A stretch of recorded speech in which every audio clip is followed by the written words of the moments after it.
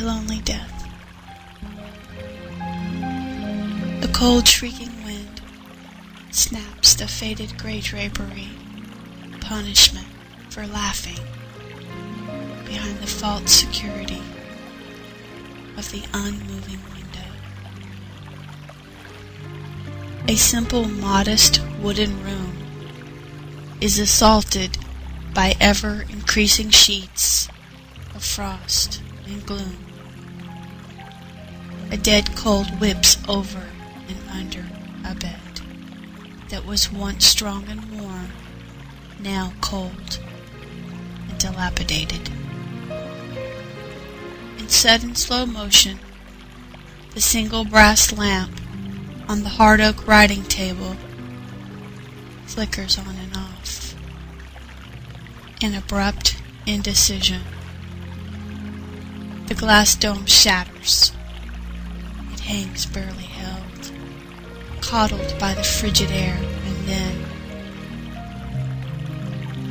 the pieces fall, screaming, in anticipation of the sudden stop.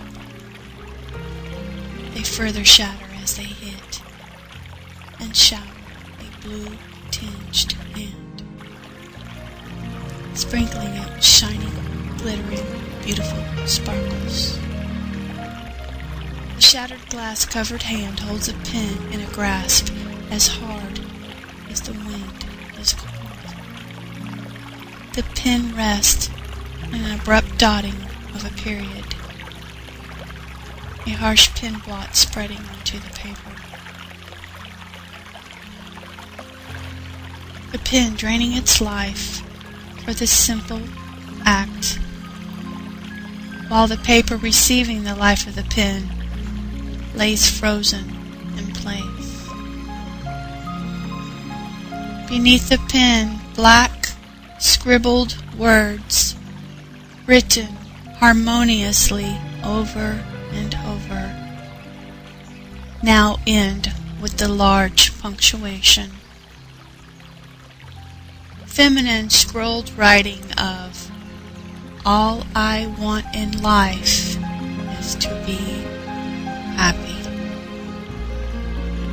Quite contrary to the bent, cold man's body that leans precariously over the desk, while filmed, vacant eyes stare.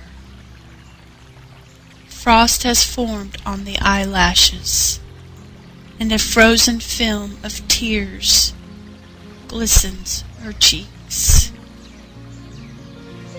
A smile forms her lips in the happiness of death. All I want in life is to be happy.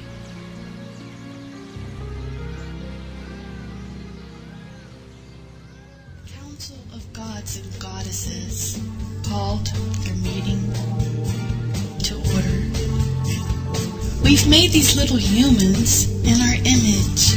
Now what are them more? Sad little beings they are, looking lost and forlorn. They do need something, said the goddess of mirth. But what? They gather together and discussed. We'll send them divine gifts, like love and trust. A pale of moon sparkled sky, winged beasties begin to fly across the hint of starry night, then soaring, weightless flight. They dip across the ground, dusting of wings without sound.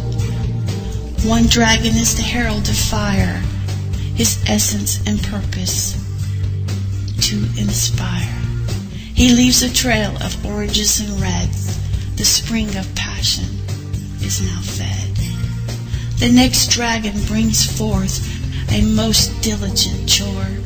His mission is to spread the star-glistened shine of loyalty. Each dragon with a purpose, given forth the many gifts, last it was time to send love among the human men and women. The goddess of purity spoke softly. This is not a job for dragons, I think. Something more delicate should bespeak, for this is the sweetest of all the gifts. It should arrive tenderly and slowly as the sun peaks the horizon. As they thought, soon thereafter they looked to see a group of pixies smiling with glee. We'll take love down to the humans. We've a magical chariot to carry it in, you see. It was then agreed. So on a clear night, when the moon is right, if you see a shooting star, it's the pixies bringing love in their chariot.